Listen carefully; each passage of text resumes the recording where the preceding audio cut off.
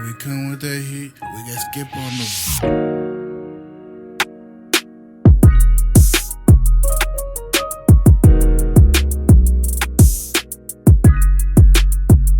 $1 Million Radio back here, not live, recording on this Monday afternoon at Jerry's Barbershop, 2908 Tazewell Pike. Appreciate Jerry, Joey, Steve, and everybody having us out once again. Sweet M here in Fountain City. Come check out Jerry's Barbershop. Boys, a lot to talk about today. So much to honestly, maybe too much to talk about. Yeah, it is a big plate. That's for sure. We got the NFL playoffs. They're set. The Ravens are in. The Panthers are in. The 1 seeds go to Seattle and Denver. College football playoff semifinals. We'll get to those reactions from the quarterfinal games too. And SEC hoops are underway. Always go check out our website at mdminds.com. Follow us on Twitter, TikTok, Instagram, all the socials at mdminds. And like I said, boys, Steelers and the Panthers, they're in. Seattle, Denver, the 1 seeds. The NFL regular season is now at a close. How do we feel about that? I mean, I know the saying, time flies when you're having fun. We've had a lot of fun this football season for sure, especially because of places like Jerry's Barbershop, Dead End Barbecue having us out. But yeah, just it seems like in a blink of an eye, you go from week 1 to week 5. And then honestly, around week 5, I hit a little depressive state where I'm just like, man, I've waited all summer, all spring for the football season to start. And not only did it start, but we're already, a quarter of the way through the season. And now here we are post week 18. So how do we feel about just the regular season as a whole? It's been one of the most entertaining. It has. That's for sure. I mean, which says a lot because the last few years it felt like that. And it's a good season when the Chiefs are not in it. That's already a telltale sign. Yeah. But obviously, teams are so good. Athletes are so good nowadays. The teams are just getting better, and the games are more competitive. I say that as I'm looking at a Jaguars 41, Titans 7 score. But I think Cam Ward, them and the Titans are going to come up. All-time announcer jinx in that game. Do you know what it was? What happened? There was a point, Cam Ward going into Week 18 is the only quarterback for any team that has played 100% of the snaps for the team. And the announcers knew that going into the game, said it in the game, and then on that drive, Cam Ward scores a touchdown, runs the ball in, hurts his shoulder, does not play the rest of the game. Something like that has to happen every game. Oh, man. That's awesome. But like I said, it's been a great season. It's honestly, there's been some good storylines. There's been some sad ones, too, like with the Colts. Start off red hot. Daniel Jones gets injured. Packers. But, I mean, there's a good story out of that. Phillip Rivers returns. Yeah. I mean, it's just been entertainment. I'm waiting for Tom Brady to come back next season. It's possible. Who knows? At this rate. Who knows? But great regular season was capped off with a great game last night. Steelers over the Ravens, 26-24. A missed game-winning field goal by Baltimore's Tyler Max Gilbert Loop. The rookie kicker missed it from 30-something yards. What was it? It was like 44. It was like a 40. What was it? Yeah, 40. It was in the 40s. It didn't look that. It looked pretty close because the Ravens, and we'll get to the last few minutes, but it was capped off with the Ravens big kick return, gets it near midfield. The Steelers hold them to 4th down. It was 4th and 7. And then once again, Lamar finds Isaiah Likely. What a catch. For 20 yards or so? Yeah, it was 15, 20. He went up for that. It was one of the best catches. Because it was over Jalen Ramsey. Yeah, it was one of the best catches just because of all the elements included in it, the stakes at it. If they'd make the field goal, it'd be an even better one. But yeah. What can you do if you're Lamar and you're Isaiah Likely, you're just the offense? What can you do better to set your kicker up? I guess you could drive down even closer. Well, the tale of the tape for this game, in my eyes, was obviously Lamar Jackson versus Aaron Rodgers. And we see the Steelers up. It was 13-10 for most of the game. And then Baltimore hits a wide open post route 2 drives in a row. 2 drives in a row, receiver wide open, runs it into the end zone. And Aaron Rodgers had to come back and answer, which he did both times. So shout out to the Rod God, the 41-year-old, 42-year-old. He was vintage Aaron Rodgers. He was eating up their defense, and Baltimore's defense has been an issue this whole year. So is the Steelers. Yeah, it's been way too easy for teams to score on them. So if you get a good high IQ experienced quarterback like Aaron Rodgers in there, I mean, he's going to eat it up. So that's what he did. 55 seconds left. They scored a touchdown. The Steelers do to take it was a 2-point lead. After having to call all 3 timeouts earlier in the fourth quarter. All Aaron Rodgers turned around doing this. But you think that they were going to go up by 3 points, and then Ravens would go down and, tie it up. But no, there was another special team. Do you know why the Ravens missed that field goal? Because Boswell missed his field goal for the Steelers. No. Oh. In the pregame, this was picked up by local Pittsburgh TV stations. In the pregame, before the game started, there was a priest walking in the back of that end zone, spraying out holy water into that same end zone that Tyler Loop missed the field goal at the end. And looked good coming off the foot, like it was a good hold, good snap, nothing wrong with the mechanics. And then it just, I don't know if it was windy or what, but it started shanking right. The Steelers, Boswell, his kicks the whole time were making a path, and that's actually what happened with his extra point at the end. So but the Ravens kicker, his looked fine the whole night. So yeah. Also, so that capped off the season. Another team made it in. The Buccaneers defeated the Panthers 16-14 on Saturday evening, but Carolina won the NFC South because the Atlanta Falcons defeated the Saints 19-17. One of the tiebreakers. So there is a 3-way tie at the top of the NFC South. The Buccaneers, the Falcons, and the Panthers, and somehow with all the tiebreakers, the Panthers make it in. Looking like the ACC out here. Yeah, but the NFC number 1 overall seed was won by Seattle 13-3 at San Francisco. San Francisco won that game. They would have home field advantage all the way through the Super Bowl because the Super Bowl will be played in Santa Clara at the 49ers Stadium. Then on Sunday, Texans. What's crazy, though, with the Seahawks and the 49ers game, it was only 13-3, but the Seahawks looked really dominant. Well, see, San Fran just looked like they didn't want it. Yeah. You're playing at home, which personally I didn't really like the gold trim on those uniforms, but it's whatever. But Seattle's defense is way too good. And Sam Darnold, man, what a bounce back for his career. I mean, last year was obviously the bounce back season for him, but for him to get signed and still perform at an even bigger level, I respect it. Yeah, and he's got 27, 28 wins in the last 2 seasons of the regular season. So underrated. The winningest quarterback, not counting the playoffs, obviously. But the Texans over the Colts on Sunday. Colts look pretty good with Riley Leonard, rookie quarterback. Oh, did they bench Phillip Rivers? Well, see, he already retired. Oh, okay. Again. He just kind of. He was there. I saw him walking the field in the pregame in his high school football team, the team he coaches. He was wearing their shirt and their hat with his duffel bag walking into the stadium, which I thought was kind of cool. But so he's done now? Yeah, there's a tweet that said, Phillip Rivers, after this game, back into retirement. So he'll have to wait yet another 5 years before he can be a more than likely first ballot NFL Hall of Famer. What an electric run he had. It wasn't the winningest or anything, but they didn't win, but he showed that old Grandpa Phil still had it. And he made some good plays.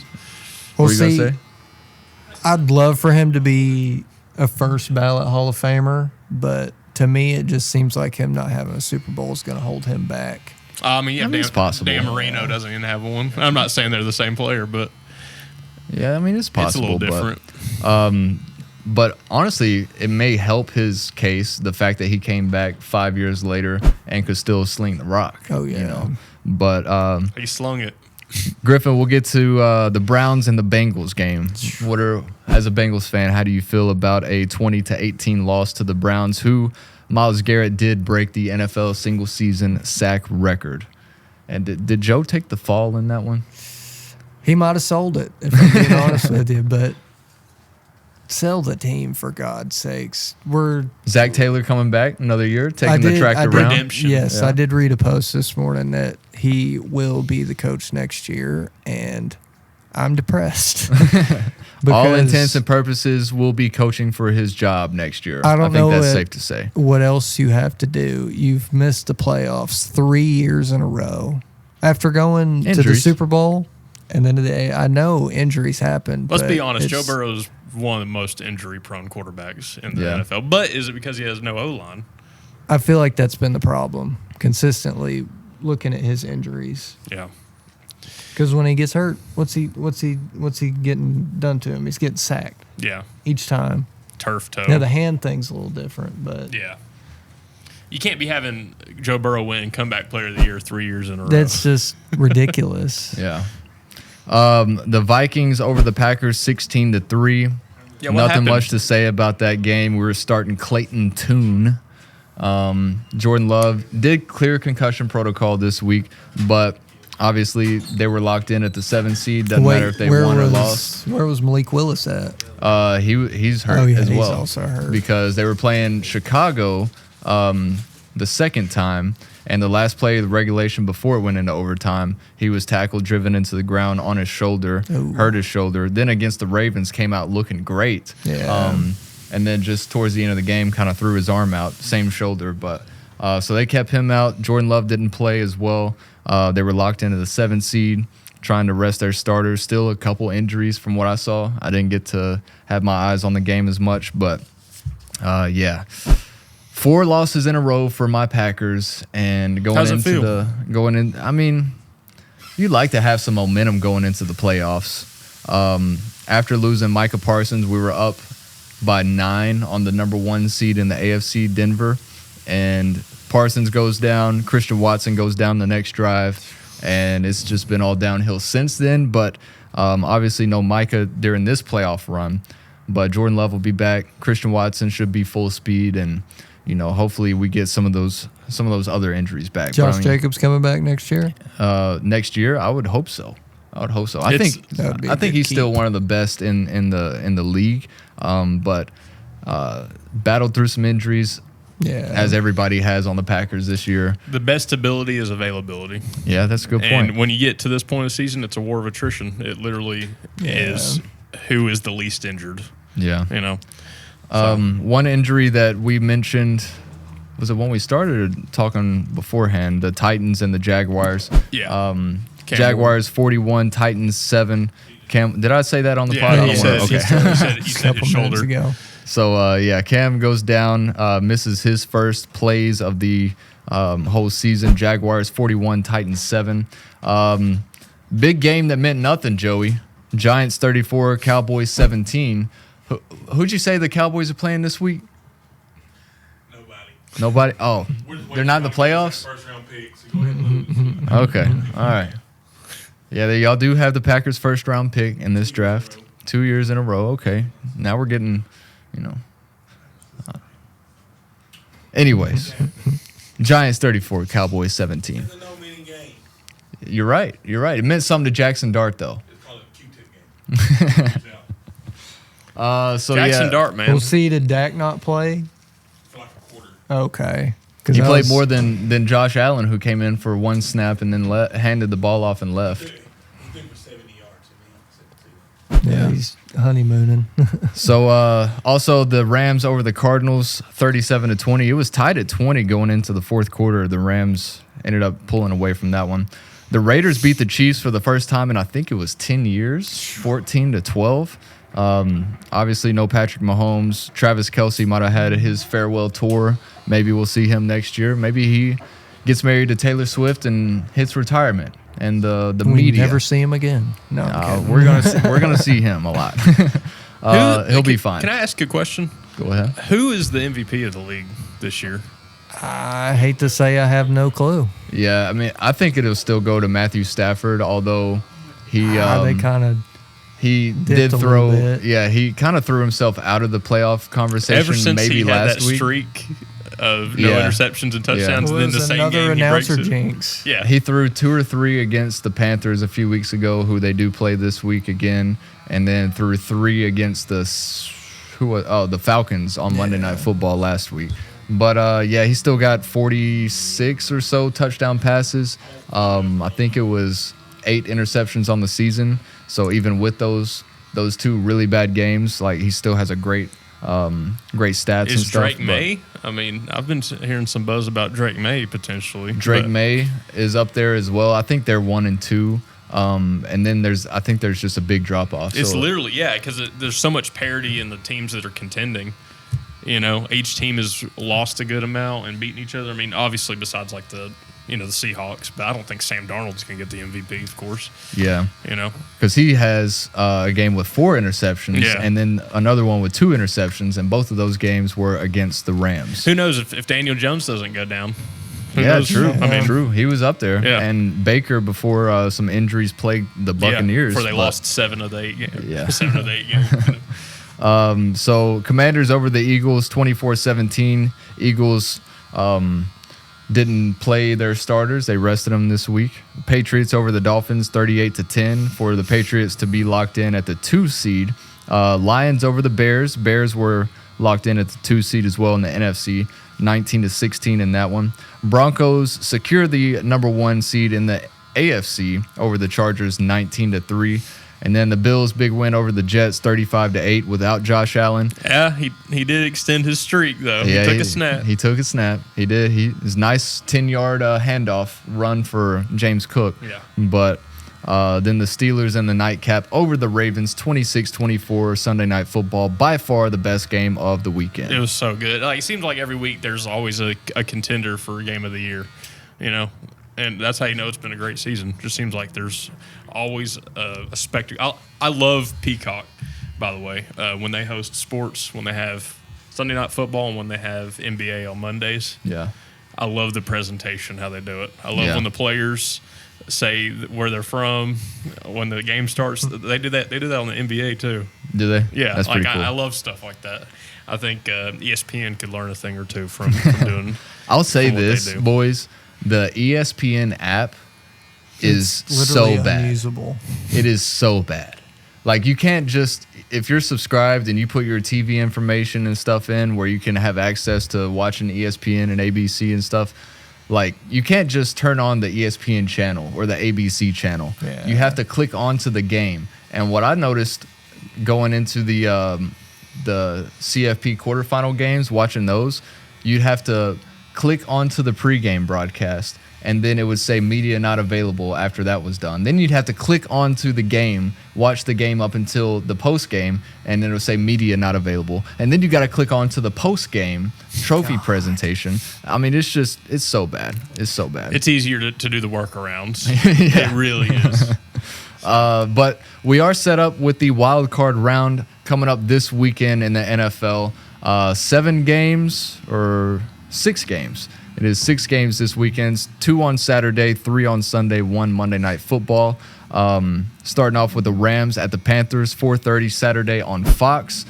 Rams minus 10.5 point favorites in that one.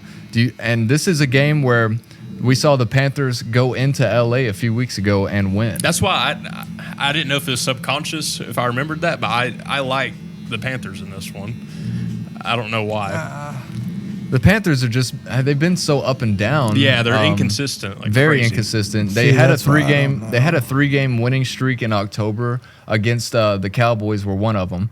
And Joey walked off. I'm sure he heard me though. But yeah, selective listening. Yeah. But they won 3 in a row in October. That kind of put them on the map. We're like, hey, and one was against the Packers. Okay, I can't leave that out if I'm going to talk about the Cowboys. But they asserted themselves as maybe a pretty good team, possibly playoff caliber. And then since then, they win, they lose, they win, they lose. They haven't had a winning streak or a losing streak the rest of the season until the last 2 weeks where they've lost. But it will set up with the Rams at the Panthers, minus 10.5 point favorites for LA. Do we think the Panthers can keep it close? Or? Yeah, realistically, I feel like either it's going to be a close one and the Panthers win, or the Rams just freaking blow them out. Yeah. I don't think it's going to be a close one where the Rams win, especially since it's at the Panthers. You know. Yeah. And I'm sure the weather's probably going to be awful. You never know. We'll It's been weird here. Yeah, true. We'll have public fades coming out later this week. Right now, 52% of the money is on the Carolina Panthers to cover 10.5. So you're not touching that. It's possible. I may have a play for every game. We'll see. Do it. Special edition. But there's make it your playoff record too. Yeah. You count it from separate from the other ones. Yeah, I don't want the record through the regular season to be affected by maybe what happens here in the playoffs. Who are you taking in this one, or are you going to wait till public fades? I'll wait till public fades, but I think overall, I think the Rams should win. Yeah. I think that's not a hot like you take. said, you saw the Panthers beat them at L.A. Was there any injuries for L.A.? I don't remember. I'd have to go back and look, but I know Matt Stafford is playing.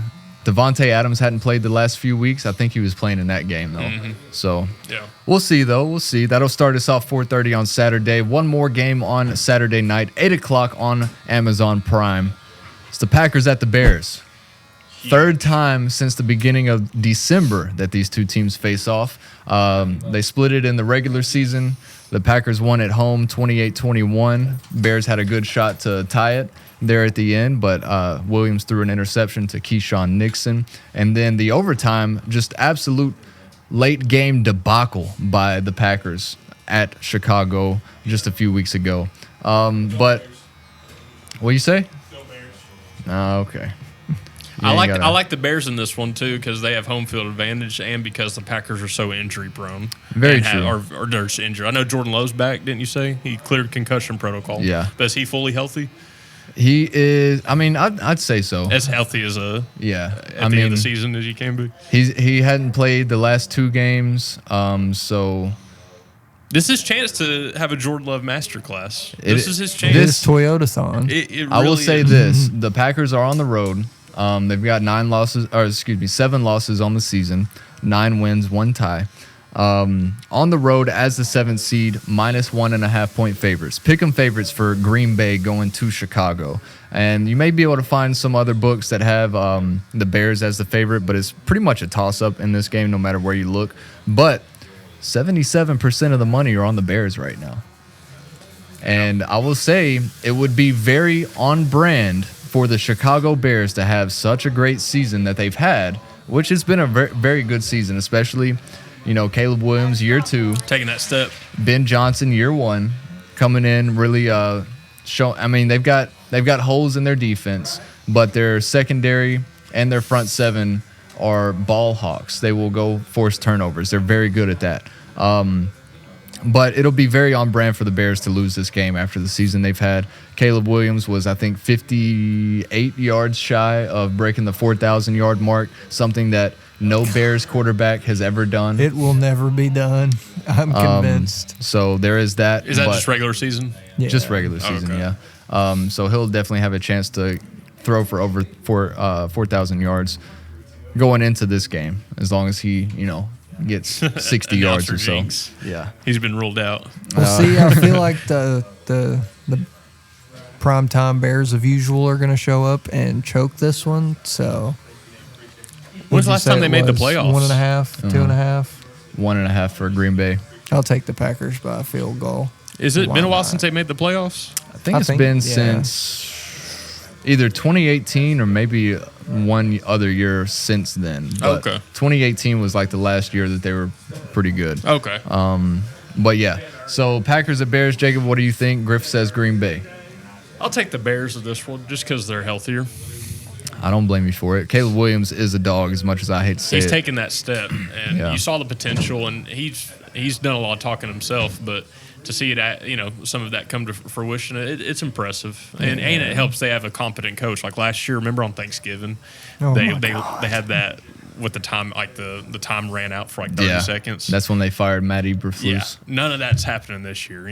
There's not really any coaching debacles, so I like the Bears in this one. But if you give me both teams healthy, obviously with Micah Parsons and it's at the Bears, I may take the Packers in that one, but give me the Bears. I'll take the Bears on this one. I don't blame you for it. I will hope and pray that the Packers win. No play from me. Then we get set up for Sunday, 1 o'clock on CBS.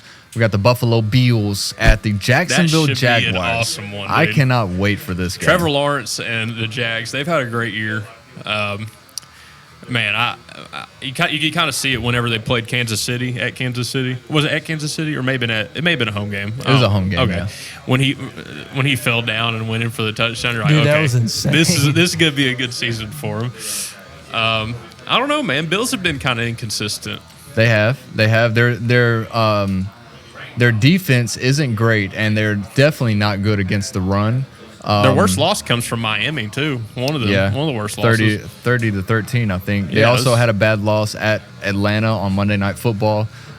Just games that they shouldn't lose. Yeah. And this is a team where the Jacksonville Jaguars 8 games in a row that they're on an 8-game win streak, and I really like this Jacksonville team. Me too. I hope.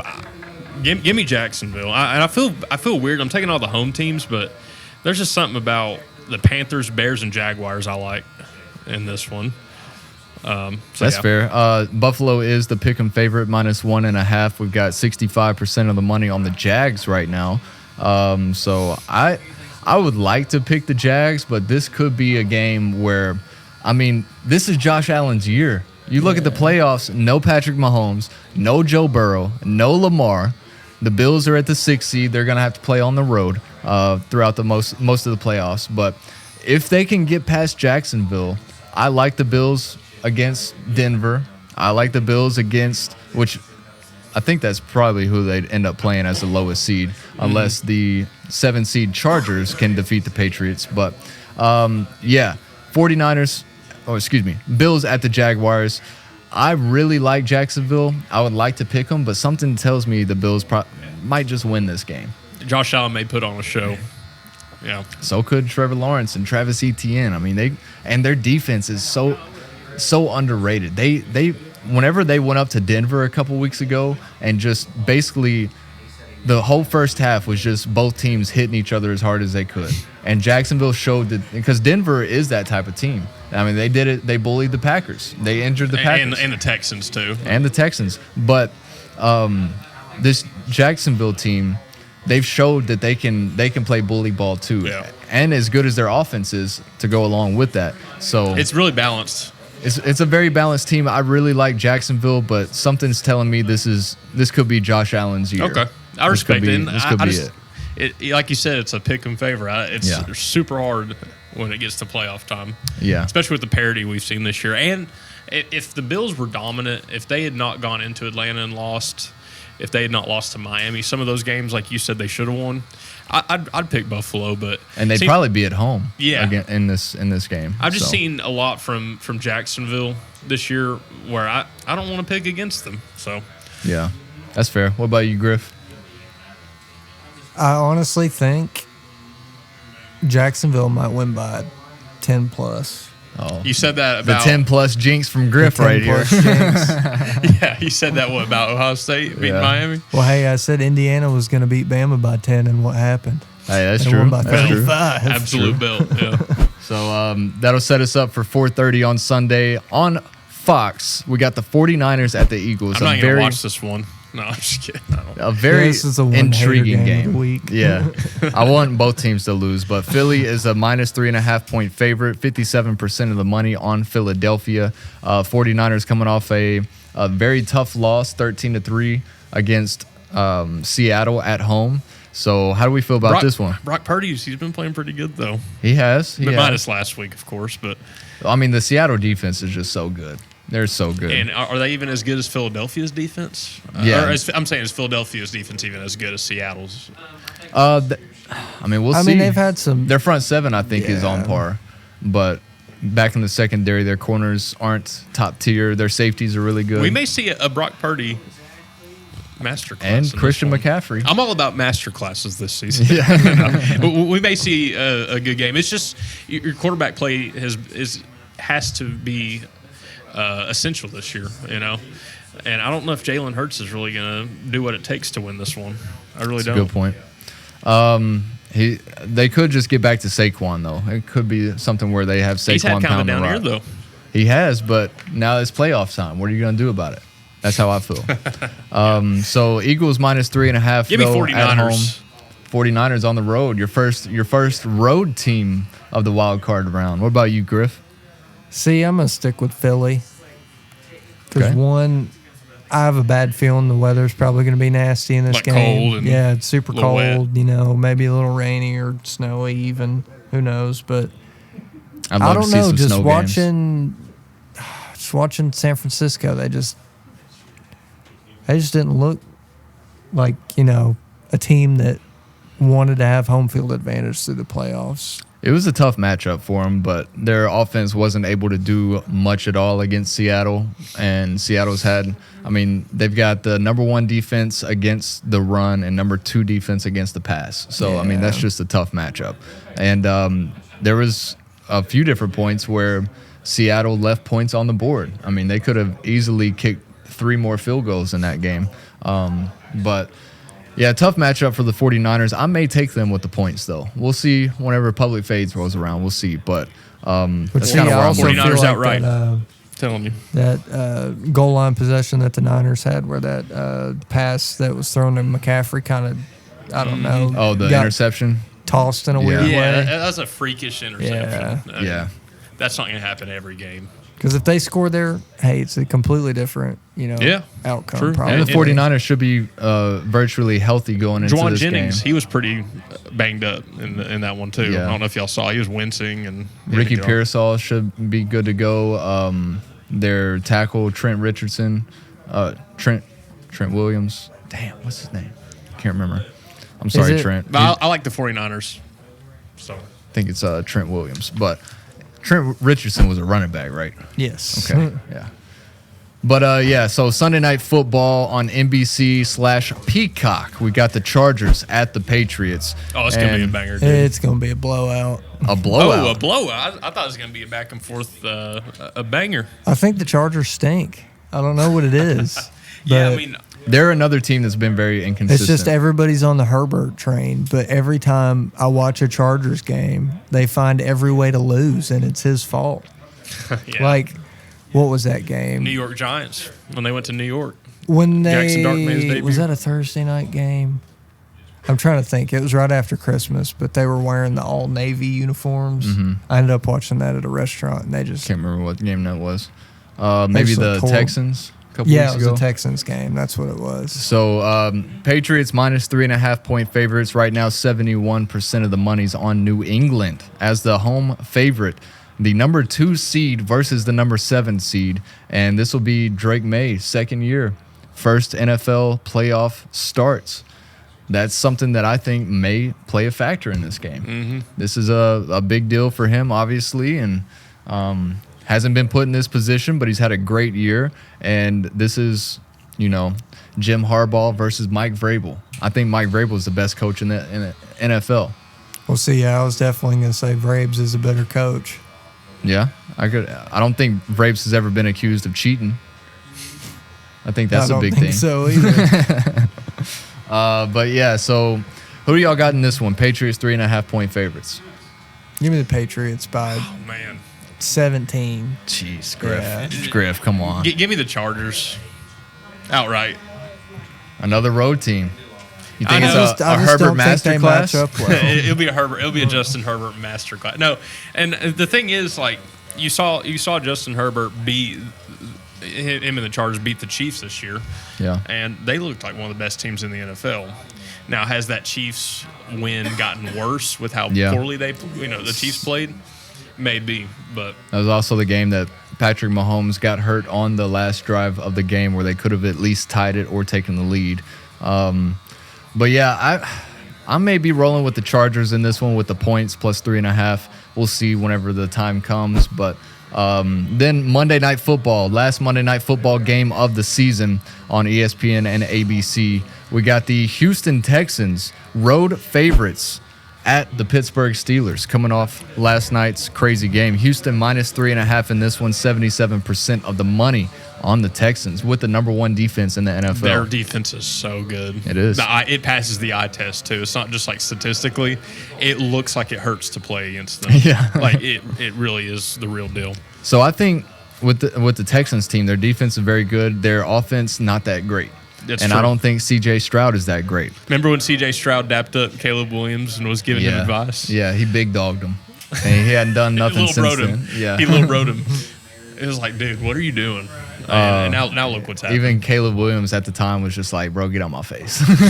Yeah, like they're all. I don't know. I don't think there's much of an age difference either. But yeah, with this one, Aaron Rodgers against that great defense. He's seen great defenses throughout his career. They're gonna get DK Metcalf back off of his suspension. Haven't had him the last 2 games. Was still able to win last night against the Ravens. With this Steelers team, though, their defense, I mean, it's been one of the big problems for them. Mm-hmm. So really what it comes down to, in my opinion, the Texans defense, we all know what that is. It's going to be the Texans offense versus this Steelers defense. I think that matchup in itself will determine this game. It's beautiful. Yeah. I got a lot of light on me right now. But I mean, honestly That's though, right. the Texans, it takes like 1 or 2 really good sacks for Aaron Rodgers to be kind of taken out of the game, right? I mean, he's old man Rodgers. I mean, if he gets hit hard enough, yeah, I can see that happening. But Has the O-line been an issue Well, hey, for then he's going to crack for out Pittsburgh? I mean, here and there, they did a great job last night, but I don't think the Ravens' pass rush is really, comparable to anybody up at the top of that. But Man, I don't know who to take in this one. I think I'm gonna be leaning Steelers plus 3.5, just like I was last night. I'll copy that. I'm not going outright this time. Give me the Texans, boys. I love it though. Their defense is just that good. See, with this being the line being 3.5, I just feel like both of these teams hardly ever win or lose by more than 3 points. So I think the line is the story in that one. But a couple things to talk about. We mentioned this a minute ago. Can Josh Allen, is this the year that he gets it done? This is the year where, other than them having to go on the road for most of the playoffs, other than that, this is the year for him to make a run. And their offense is very, very good. Their defense is suspect, and it's going to be a tough matchup for them against Jacksonville. But if he can get past Jacksonville, I like the Bills' chances. Yeah, that's if. Big if. Big if. It is big if. I think he definitely can. I mean, these had great seasons where every year, I've felt that same sentiment. But is this the year where he's set up to do it best? I think so. Well, see, that's what I was going to say. Is this the year for him to have his run? Yeah. And if he, ends up not winning a Super Bowl this year, is his window closed? Are there going to be some uncomfortable conversations? Because, it could end up, I hate to say it, like how my Bengals have been, being absolute crap the last 3 years after, going to a Super Bowl and then back-to-back AFC championship games. It's just, it's hard to tell what's going to happen. Yeah, I mean, that's a good point. But that sets us up for this question right here. And I will preface this by, you cannot pick the Rams at the Panthers. Other than that game, what road team do y'all see getting it done this weekend? Definitely the Texans. Texans at the Steelers? Okay. I think the 49ers. 49ers at the Which Eagles? that's either a really dumb pick or a great pick, but considering how the game against the Seahawks went, but I don't know. I feel like the 49ers are gonna do something versus. There's only one answer for this question for me. And if it doesn't happen, I'm going to be severely depressed. Packers at Bears. Packers at the Bears. This is set up for Green Bay and Jordan Love to have a Green Bay and Jordan Love game. An electric. And the Bears defense isn't that great, other than they can force turnovers every now and then. They're one of the best teams at doing that. No argument there. But Jordan Love does a very good job of protecting the ball. Great And game manager. If we can, not fumble, not turn the ball over, and just run our offense how we have really in the last few weeks, other than the last 2 weeks, I think we got a great shot in that game. But Well, see, my way of thinking about it is Chicago gave up 42 points to San Francisco, and San Francisco just scored 3 points against Seattle. What's the difference in the defenses? Like, I honestly feel like the Packers have a chance to steal this one based on how poor Chicago has played defensively. Yeah. It's just Yeah, I hope so, Griff. I hope so. NFL news, though, we've got some head coaches being fired. Falcons fire Raheem Morris, which I thought was kind of questionable. Browns fire Kevin Stefanski. Raiders fire Pete Carroll. The Falcons, the reason why I think that was questionable, he's only a couple years into his tenure at Atlanta. They're 8-9. They won the last 4 games of the season, 2 of them against conference opponents. And they've been bouncing back and forth between quarterbacks the last 2 years. Yeah. I'd kind of wouldn't put that blame on the coach, but They're working with Kirk Cousins and they're Michael with a Penix. 3-way tie for the NFC South, first place. So, I mean, if the tiebreakers go their way, they're in the playoffs right now. So, why do you fire him? you got Bijan Robinson. I mean, they're clearing house, too. They fired their president and promoted somebody else. So, yeah, wins over Tampa Bay and New Orleans here late in the year. I think Bijan should be the league MVP. Bijan is so good. He's dude. so good. He's I so had him on good. fantasy. Oh man, what a pickup! But the Browns 5-12. They've had 13 different quarterbacks in Kevin Stefanski's 6 years at Cleveland. That is an asinine number right there. But I mean, I don't put that blame on him because your front office goes out and does what they do with Deshaun Watson and that contract, and we see him get injured and not be able to play or Have suspended. they found the guy with Shador? See, the we'll see. rumor I keep hearing is that Deshaun Watson will be the starter next year. For I mean, he them, kind of has to be. just based off money Yeah. situation. He kind of has to be. And I But- mean, that's My thing with Cleveland, I feel like they're just a cursed franchise. Oh, absolutely. yeah. They're one of them. Like- They're up there with the Jets. And the I don't Bengals. know what could fix it. Like, Yeah. aside from, Baker Magic, what was that, freaking 5 years ago now? Yeah, Baker led him to the playoffs twice, and they let him go. Dude. So Cleveland will always Cleveland. the Raiders 13-14. Pete Carroll one and done. They were 4-13 last season, but yeah, not much to really say about that. Raiders are by far the worst team in the league. So You hate to see a legend go out like that too. Yeah. He came out of retirement to try to Yeah. help the Raiders franchise, and they give him Geno Smith and say, "Here you go." and a terrible Well, see, my offensive thing line. is, you give them a Cadillac, or I should say a Lambo in this instance with Ashton Genty, and you just give them the worst offensive line imaginable. Yeah. Yeah. Like, what are you doing? Yeah, what did you expect? But that'll wrap up our NFL talk for this week, boys. A lot to look forward to with the wild card round. Gonna move into the college football playoffs now and recap the quarterfinal round from this past week. Oh, by the way, Happy New Year. Happy New everybody. Year. Happy New Year. Yeah. First episode of 2026, Yeah. and it's here at Jerry's Barbershop. Oh, yeah. So, but New Year's Eve, we saw Miami over Ohio State. Mr. Outright called it himself, 24-14. What do we see in that one? How do we feel about Miami's chances Dude, going forward? That was a game of you cannot make those game-changing mistakes, And first off, were you like me in the sense that when that pick six on the screen happened, did you get up and jump? Oh yeah, I was hooping and hollering, I was so crazy. It was ridiculous. and that was just after the big bomb to Jeremiah Smith to set him up Yes. to be like close in the red Yes. zone. I was freaking out just because that was something I've done that in the video game. I don't think I've ever seen a screen pass get intercepted though, especially in that big of a game. Yeah, So I was freaking out. Huge play, and ultimately that's what cost them the game.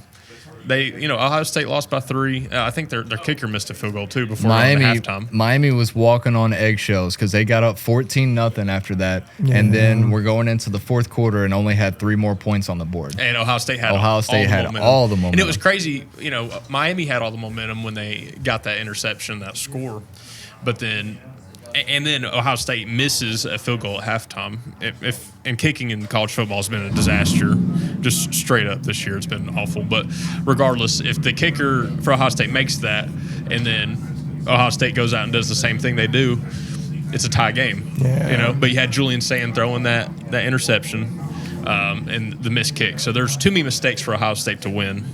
See, honestly, what got me was how terrible the play calling was in the fourth quarter in pieces. Mm-hmm. Like, they had all the momentum, and then they just, run a stupid screen pass when they, honestly, in my opinion, if I would have been the coach of Ohio State in this instance, just throw the ball to Jeremiah Smith 20 times. Yeah.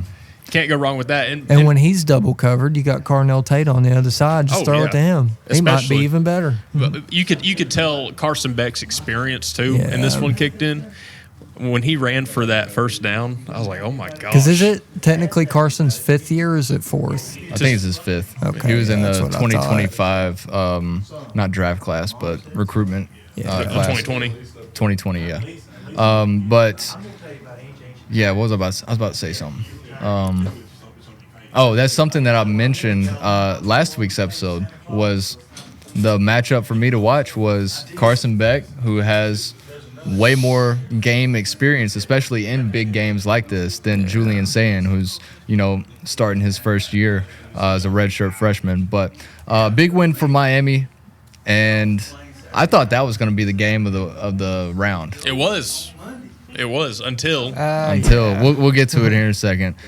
2 games that were definitely not the games of the Oregon, round. Texas Tech. Are you serious? 23-0 Oregon over Texas Tech. You can't get points on the board. It makes me mad that their offense didn't show up. Yeah, Griffin, you're boasting all. You're like, I love Texas Tech's offense. Their defense played. Oh, he said defense. The defense played so good in the first half. Yeah. They did literally everything. The front seven. Do. It's the famous front seven. Well, that's kind of what I was getting at last week, too. Their front seven is so good. And, I mean, they did show it against Oregon. Just kept making every mistake in the first half. Absolutely. And they just but could never take advantage with of that, it. when you look at, I mean, both teams' strength of schedule wasn't that great. But Texas Tech in the Big 12, their biggest game was BYU twice, and they, shut them down defensively. Yeah. And then offense, they just every game it seemed like they just did enough to win.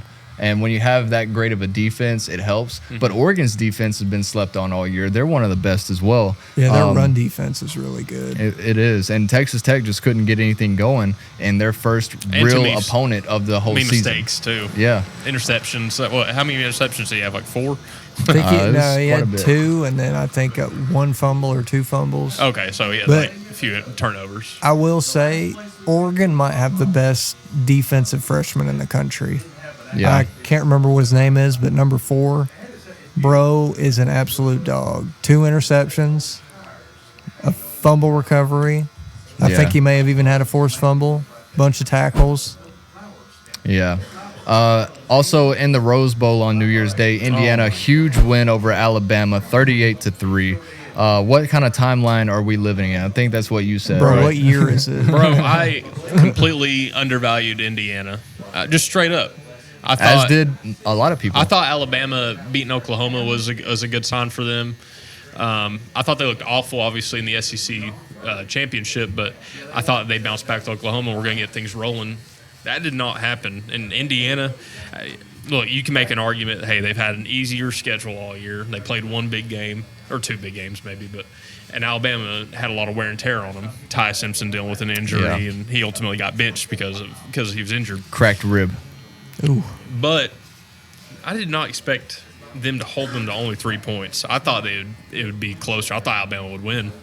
And a lot of people were talking crazy stuff about Ty during the game and after the game. But when you look at where they were when he went out, it was just 10-0. First half, Alabama has a chance to, and they were driving.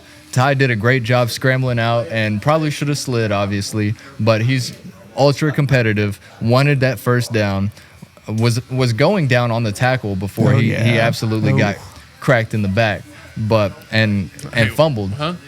He got his back cracked, but I mean, there's no arguing in that. But he fumbled on that play, and Indiana was able to score another touchdown before the half to go in 17-0, and that was pretty much it. Over there, yeah. Mendoza ate them up, dude. And Indiana's run game there was no answer for it from Alabama. And once that started rolling, Mendoza made all the right decisions. He had more touchdowns than he did incompletions. Is that not ridiculous? He's a robot. He's an AI robot. Always has the right answer, whether it's on the field or in an interview. Like, he is going to be saying and doing the right thing 100% of the time. I'm very intrigued and I'm excited for how he'll develop in the NFL. Like, obviously, I think he's really raw, of course. I mean, he's in college, but he's got a lot to work on. But for now, dude, he made all the right decisions. So. Yeah. And then the far and away game of the day, Ole Miss of the week, of the round, of maybe the playoffs. Ole Miss over Georgia, 39-34. Who saw this one coming? Absolutely no idea. And you almost saw Ole Miss choke away that 10-point lead at the end. Yeah. Georgia definitely had all the momentum, and it took probably 30 minutes or so for the last second to be ran off the clock. Yeah. Who do you feel more bad for? Okay, who do you feel more bad for? Kirby Smart and Georgia, who had a pretty good run throughout the year and came back in the game, had a chance, and even had a chance on the last play.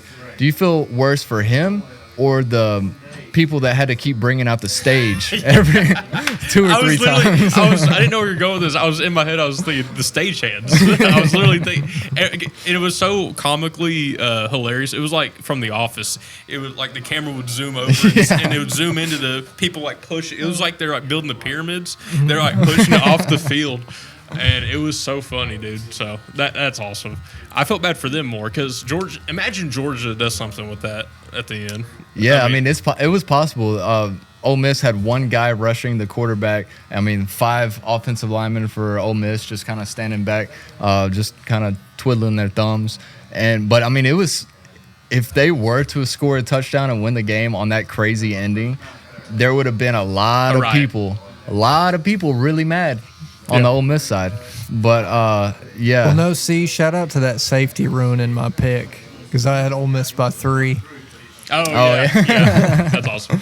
Yeah. I think I don't think Georgia's the biggest loser out of that. I think it's Lane Kiffin.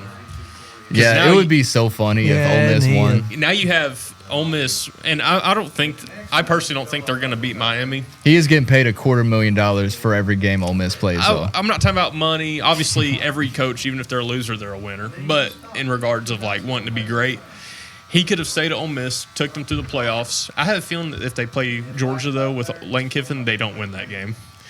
But regardless, if he could have stayed, and he could have like a statue and like a stadium named after him. Yeah. But no, he quits on the team. And I didn't pick Ole Miss to beat Georgia. I'm not picking them to beat Miami, and that may be a problem. Yeah. Ole Miss may win. And if they do that and they somehow go on a run to win, Lane Kiffin's going to be the biggest loser out of all this. I don't even have a thing against Lane Kiffin. I just think he shouldn't have quit on the team, personally. Yeah.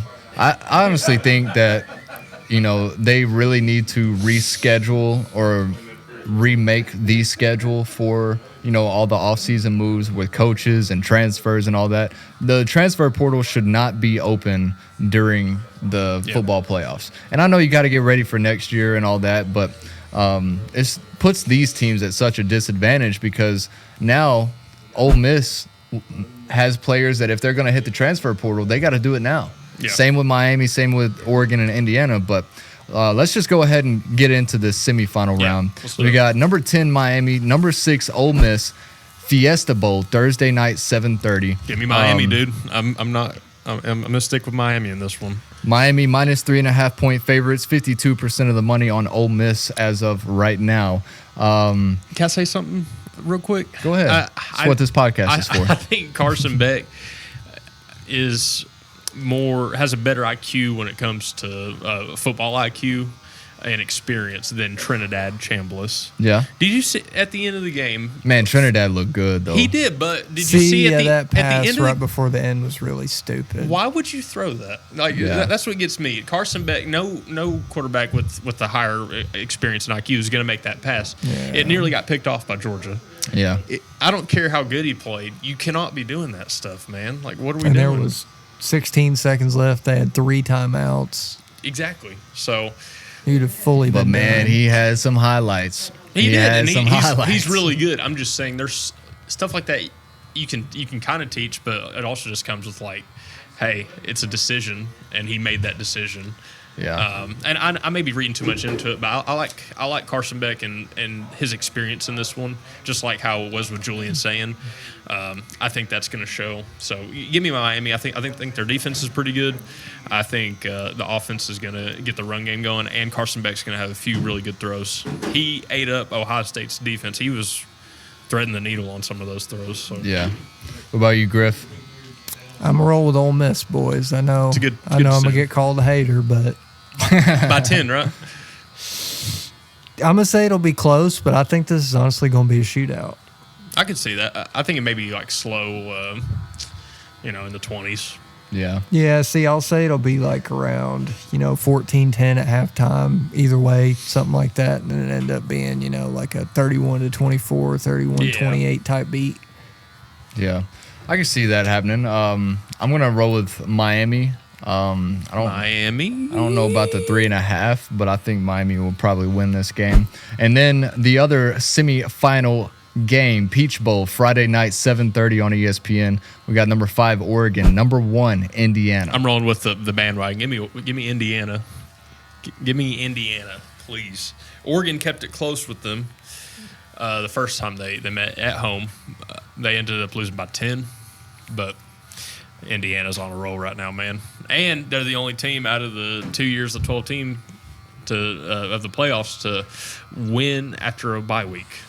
So Very true. Indiana is that team. Indiana's a team to beat. Yeah. For sure. They are 3.5-point favorites in this one, but 76% of the money on the Hoosiers, minus 3.5. I don't care. Give me Indiana. Give me Indiana right now. Honestly, boys, they're gonna make a movie about this Indiana team here in As about they should. 15, 20 years. They're gonna get Because- what's his name, Christian Bale to play. Christian Bale Kurt is Signetti. friggin' Oh, okay. 70 years old. I thought you were going to say he's going to play Mendoza. I was like 70-year-old Christian Bale in 20 years playing Mendoza. Oh my God. Is he really 70? No, Oh, he in would 20 be, years. yeah. In Oh, 20 years. Okay. I was about to say, what? Where did the time go? But yeah, the winners will face off in the Orange Bowl in Miami for the national championship game. That'll be probably Ooh, that's 10 crazy. days away. See, so Miami you has a mentioned chance. Miami has a chance to make it back home. What are you gonna say, Griff? To me, I think it's kind of hilarious that they put the two Southern teams on the West Coast and the West Coast team and the Midwest team in Atlanta. Yeah. So we mentioned a second ago about this college football transfer portal. It opened on Friday. More than 4,500, that is 4,500 D1 college football players have entered their names. That's over 2/3 of That's all college football ridiculous. players in Division One. Some are signing their new teams. Players have up till January 16th to enter their names in the portal. That does not mean that they have to have a decision on where they're going by then, but they have to have entered the portal by January 16th. And once you enter the portal, you can still come back to where you're playing, return to the team. And I think that's why we see such a influx on that number. But the Vols have multiple players in the portal. Tackle Lance Hurd, cornerback Ricky Gibson, edge Caleb Herring. I didn't even see that one until I was doing the prep work today. Caleb Herring has entered the portal. Obviously, safety Boo Carter not going to return to the team. Kicker Max Gilbert has joined the Arkansas Razorbacks. Happy for him. I hope he's a good guy. He's going to hit a game winner on us next year. I know. It's going to be gonna 39 break our yards. hearts. 39 yards to the left, right? Yeah. Is that what or the- 43, I think. Is that it what the Georgia one was? Yeah. Yeah. But I will say, I don't really like, getting mad at kickers a lot because it is like a mental battle to be a kicker. And I don't think I'd be able to do it. But at the same time, I did see a highlight tape or maybe a low light tape of all the kicks that Max Gilbert has missed. And it is, don't say that. He's low key. Pause. What? Literally, he took. If you take all the lowlights, I saw the exact same one you're talking about. Yeah. It was all in crunch time. We needed them. Close games. We needed all the points we could get. And they were all wide right. They were all wide right. But it was awful. But he's a good guy. I hope he Yeah. I hope he does good at Arkansas. I hope he misses when we play them. Yeah. That's not going to happen, though. Running back Peyton Lewis, quarterback Jake Merklinger, and 22 total players as of this morning for the Vols have entered the portal. And there is one big decision. There's buzz going around. Yeah. There's one big decision to come from Tuscaloosa. Ty Simpson, he's either going to head to the draft or possibly transfer from Alabama. He's a redshirt junior, led Alabama to an appearance in the SEC championship game, college football playoff road victory at Oklahoma, appearance in the Rose Bowl. And all of this has come with one of the worst offensive lines from Alabama in recent memory, one of the worst running games for Alabama in recent memory, and not the best defense as well. And he's been able to accomplish all that. 64.5% of his passes were completed, 3,567 yards, 28 touchdowns, 5 interceptions. He's a Heisman level quarterback. He really is. I would agree with that. And I would look. I know I said something about not wanting transfers. I would not be impressed if we got Ty Simpson. It would be storybook. Just a crazy thing to see from my vantage point that I've seen since I've known Ty. But it would be pretty crazy because this, it has been rumored, don't know if it's true or not, that he was planning to sign with Tennessee. And then Jeremy Pruitt gets fired, and so he changes on signing day to go to Alabama. And rightfully so. I mean, Nick Saban's the best college football coach of all time. And to have Nick Saban come to Martin, Tennessee and do like visits to Ty's house and all that. Did you see when he would come? Like I never saw Nick Saban there, but I've seen pictures of where he was like in Martin with the Snapchat filter that shows location and stuff. It's pretty cool. But yeah. So it'd be storybook if Ty were to end up coming back playing for his home states and what I understand as one of his favorite teams growing up. But, I mean, it's all a business. Ty Simpson has a great opportunity to get drafted this year and possibly even first round. You may make more as you could make more player, money. But then you also have to realize that injuries can happen and, you are pretty much locked in to go into the draft. SEC is just such a physical brand of football to be playing in for another year. Well, that's why Oregon's one of the teams he may go to. Yeah, Oregon or Tennessee are the rumors as of right now. So. We'll see, though. We're not going to jump the gun, but it is definitely something to keep your eye on. And does anything have to do with it, the fact that Alabama's, what's his name, Mack? He was their backup. He came in for Ty. Yeah. He looked really good. I can't remember his name. He looked pretty good. So he's like 6'6" too. Like he looked like an athlete. He's got all the gifts. Enough football talk, boys. Yeah. Enough football talk. We got SEC basketball underway. Oh no, I'm just kidding. Hey, y'all like the notes though? I feel like a newscaster. No, I'm very sad about how this basketball team has lost their games this year. Yeah, Tennessee falls again, this time to Arkansas on Saturday, 86-75. Vols were led by Amari Evans off the bench, 16 points on 100% shooting in 23 minutes. Darius Acuff Jr. led Arkansas with 29 points for the Razorbacks. And Tennessee will now host Texas tomorrow night on Tuesday, then travel to the reigning, defending, national champion Florida Gators on Saturday. I may go to that Texas game, actually. Tomorrow night? I'm going to the Texas A&M game, but... See, I couldn't remember if it was Texas or Texas. But the Texas tickets are pretty cheap. But regardless, man, okay, a bright spot, like one of the only bright spots was Amari Evans. Yeah. Welcome, freshman Amari Evans. He did not play much to start the season, and many people, including myself, were wondering why, because it was a pretty good signing. I think he's like a 4 or 5 star.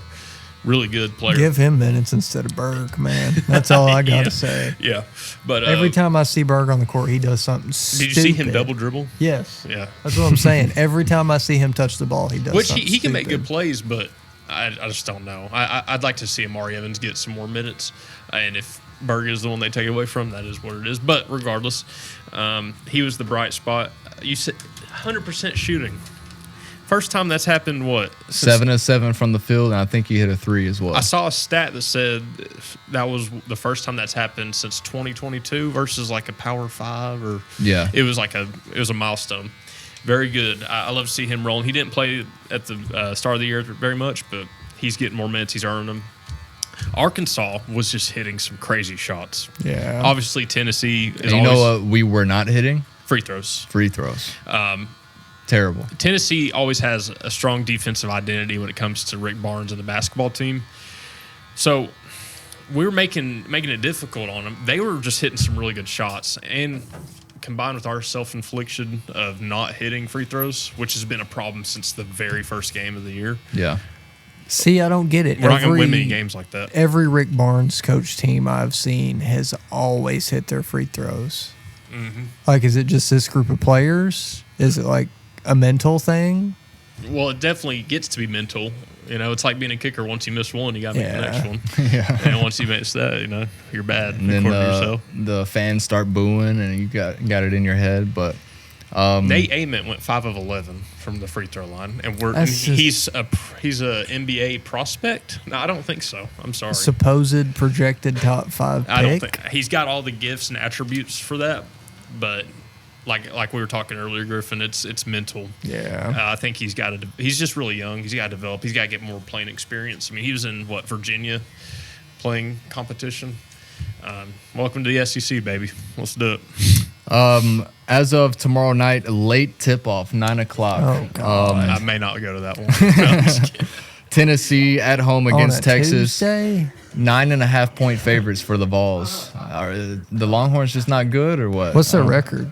They're like I'll have to 9-4 look or 9-5 or so. See, I haven't seen a single Texas basketball game this year. 93% of the money on the Vols Yeah. to win by 10. I mean, it should be a good win if we play how we're supposed to, but that's the question. I hate that we cannot hit free throws. You guys know I've been telling y'all in the group chat Oh, yeah. we cannot hit free throws. That's one of the reasons we lost versus Illinois too. Yeah. So Other scores from around the SEC this weekend, just a few of them here. Vanderbilt over South Carolina, 83-71. undefeated. Alabama with a big win over Kentucky. Does Kentucky just They're falling off are the they bad? cliff. Okay, Kentucky is the Alabama football of basketball. Okay, that's fair. I can see Once that. a powerhouse, Well, kind of see, falling off with a but, new coach. Calipari was always, I'll make it to the Sweet 16 and lose, or 4 first rounds. He's only got 2 natties. I wouldn't quite compare that to Saban's, 7. But Yeah, but Kentucky's such a storied basketball program. Yeah. That's more my point. Less more Yeah. about Kentucky has a new coach, and they've fallen off a cliff. well, see, that's what I thought you were getting at.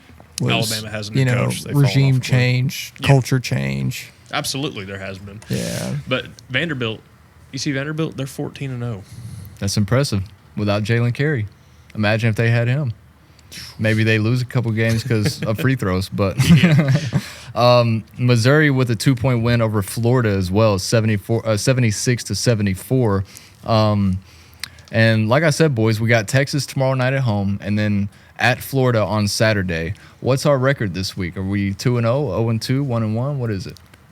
I want to say 2-0, but God, I might as well It's say really 1-1 hard for just us. to play it safe. It's really hard for us to play in the swamp. I think we're going to beat Florida this year. Well, think see, so? Bounce back Florida from last doesn't year. look as good as they were last year. Exactly. They had so many transfers last year that won them those games that are all either in the league or went somewhere Walter else. Clayton but- Jr.'s dunking on Derek White. I mean, yeah. but can I say something outside of SEC? You see Baylor, they lost their game yesterday, or on Saturday, I think. Was that yesterday? No, was it yesterday? No, Saturday, I think. Yeah. Most of the games were Saturday. Kansas lost to UCF. Dang.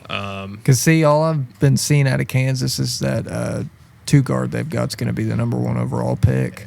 North Carolina lost to SMU. Oh, dang. Yeah. So we were not the – and ours, I mean, Arkansas is ranked above us, and it was a home game for Arkansas.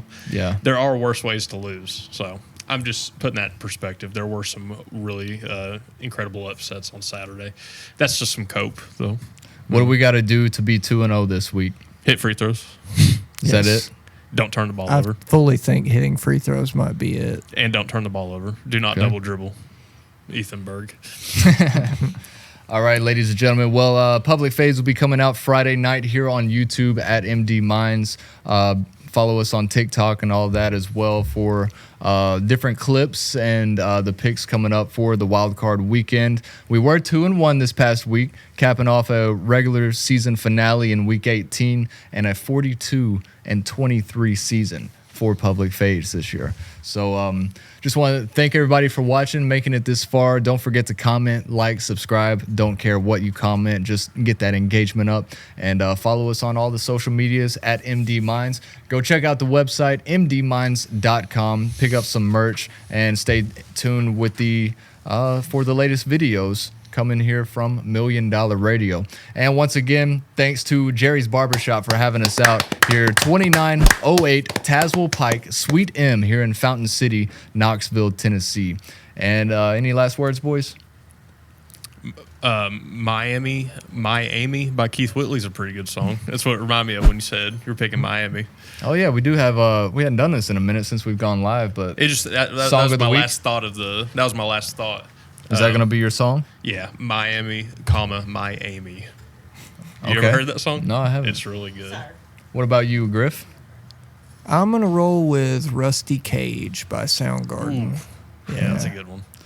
Let me see. I should have something I've been listening to. It's just once I get stuck in that grunge phase, I can't get out of it. There's a cover by the Pretty Reckless singer Taylor Momsen. She sung it with Soundgarden at I think it was Rock and Roll Hall of Fame. They inducted Soundgarden. That was pretty good.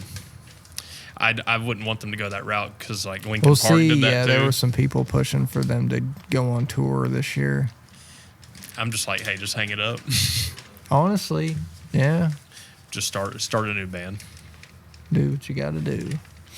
So I kind of came across an old group last week, and it'll be "Poppin' My Collar" by 3-6 Mafia. That's crazy. It's my song of the week as I pop my collar here on $1 Million Radio. So, ladies and gentlemen, once again, thanks for watching. We'll be back again next week. Public Fades later this week. Go check us out on all social media at MD Minds, website mdminds.com. And as always, we'll see you next time.